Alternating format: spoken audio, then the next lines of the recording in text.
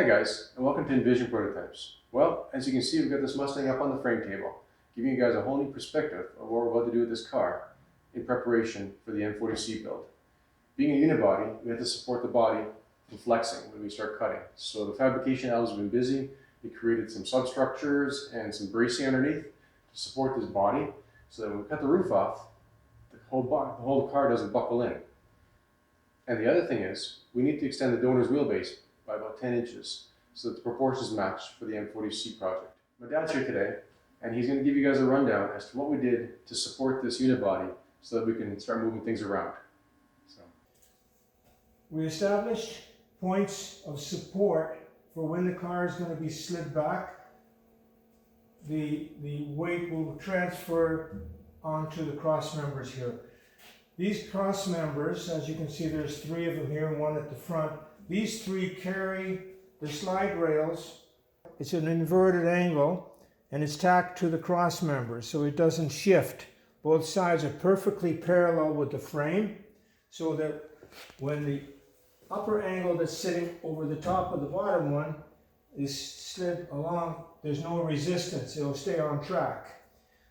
These cross members were placed back here basically to support the load when the car is slid back. Once we've established the ride height, the location on the frame so it's perfect on both sides, at both ends, so that everything is parallel, the ride height is set, then we measure the height to a structural member and we anchor the body so that it does not move. Once this body slides back, it will stay perfectly aligned with the front section. We have underneath the frame blocking that blocks this portion so the back half is perfectly solid. Once we cut the car in half, the back half will slide back, the front half will stay fixed. As you can see here, the ride height was set, the width of the car was set to the frame, and the blocking was set at the proper height. Everything is tack welded so there's no shifting, no mistakes down the road. At this point, we're just about ready to cut the car in half. The process should be pretty straightforward. It should go pretty smoothly as long as we cut the right side of the lines, right? So I believe I mentioned before that the brake lines and fuel lines have been all been removed from this section. All the ends have been capped, so nothing's contaminated. Electrical harnesses have been pulled back, so we're not going to be accidentally cutting anything while we're working in this area. Just about ready to start. We've got some more help coming in, as long as you didn't sleep in. Let's get cutting, guys.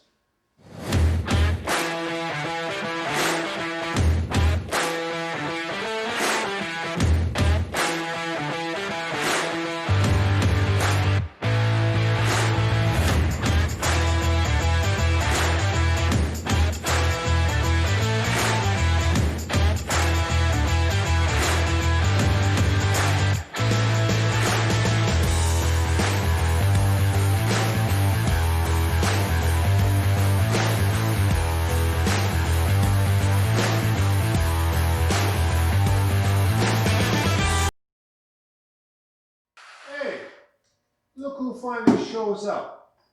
How about that? What hours?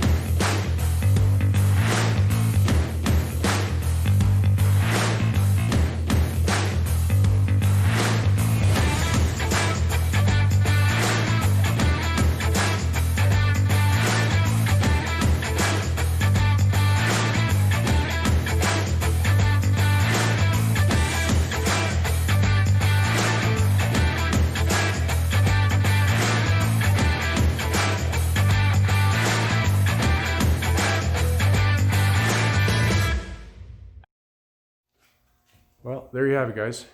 No more roof.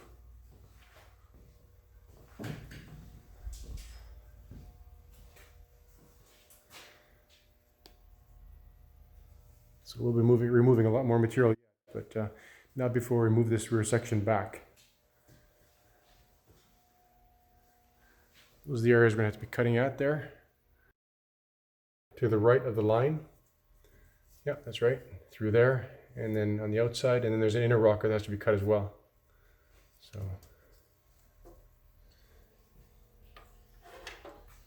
What do you think, Dad? We should maybe go at it with the gas cutoff, with a full blade. Go right straight through the whole thing.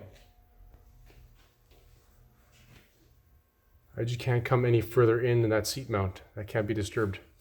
See that cut? Be cutting right through here. Right up to there and then stop there. Yeah. Okay. That might simplify things then. Yeah. And then once you get through as far as deep with that, then you can finish up with the blade. Reciprocator. Sure. Let's give that a shot. Okay, good. We'll leave this metal section until the end. Yeah. This side's been cut almost all the way up.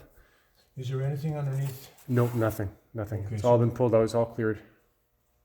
Yeah, that could be done with the gas cutoff too.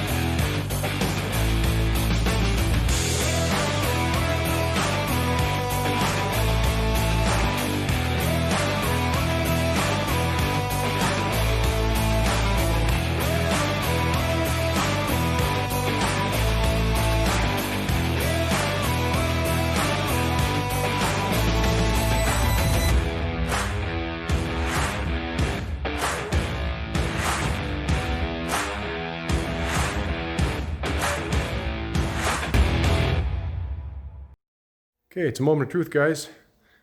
Everything's been cut through from side to side. And we've got the come along hooked up underneath, just to give us a little easier hand at pulling it apart.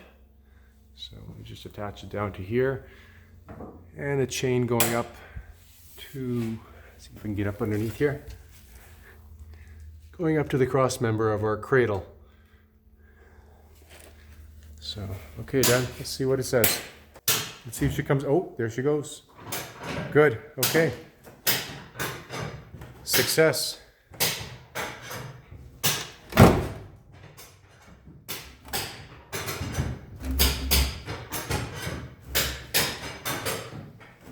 you've got that rail system underneath, two inverted angle iron, and they're allowing us to slide this whole cradle back. That's what we're going to right there.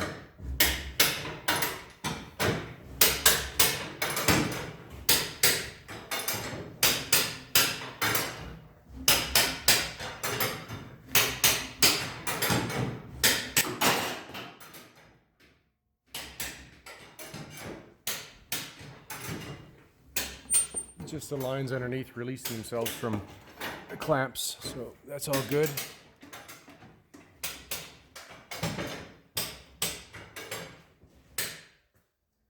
And we're there. Well, guys, there's no turning back now. We've got the roof cut off, and like a magician's trick, we've got the car cut in half and pulled apart. So we've got everything established to our new wheelbase. Right now I'm looking at these rear quarters to see what we don't need. Pretty much everything above the wheel well, above this area here. We're going to have to reconfigure, create a new door post further ahead. So all this is redundant. The rear deck, we started drilling it out. As soon as that's out, we'll get the plasma out and blow these quarters off. Okay, so as you can see, We've got this nice big gap here between the two floor sections. And if you look at the rockers, the cuts were made almost where the original inner rocker ended on the one panel section. So we were close. If we moved another inch forward, this part would have been part of the rear section. But anyway, we couldn't tell until we opened it up. Everything above this line is basically going to be trimmed away. Due to the configuration of the rear fenders, this fuel neck area, that's going to have to go. For now, we're going to leave the rear bumper on because that's basically a support structure for the back. But up underneath here, all the structural area, that's all coming out.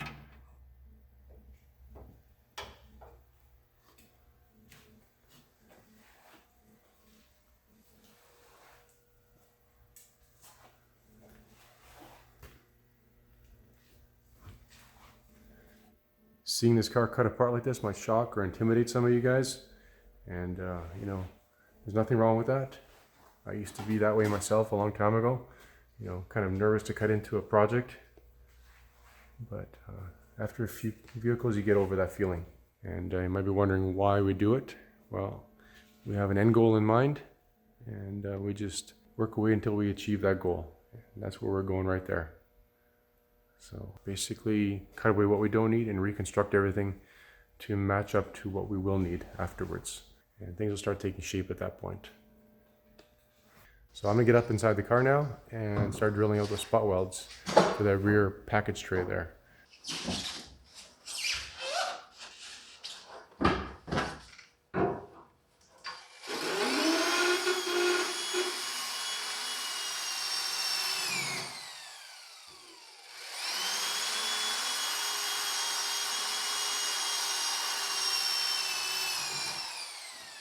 As I'm drilling out these spot welds, I'm not drilling through both layers of sheet metal. Notice as I approach the end of the first layer, pitch of the drill changes, so I stop.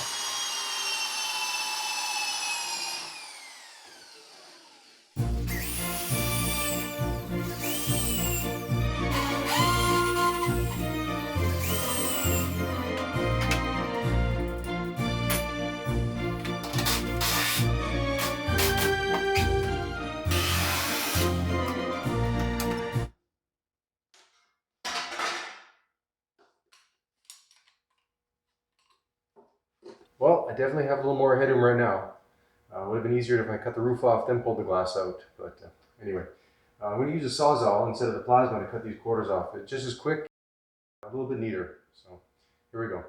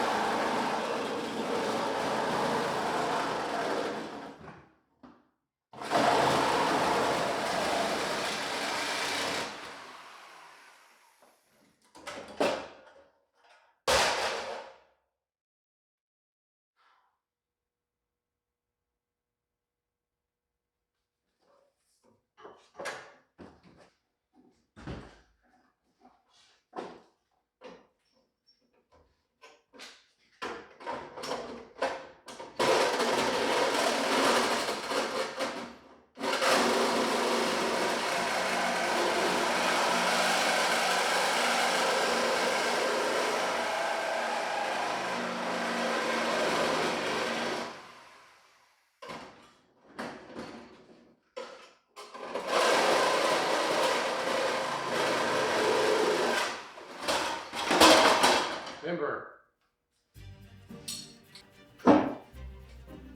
Being a Ford, you can almost call this a Ranchero. This is looking really awesome. I like all this open real estate. This is really cool. Right now, what I'm going to do is clean up all the tools, put things away, get things cleaned up, and start prepping for the wireframe buck. So thanks very much for watching. Really appreciate it. If you guys have any comments, put them down in the comment section below. And don't forget to hit the like button. We're really jumping ahead here. This is good. Stay tuned, guys. Thanks for watching. Bye-bye.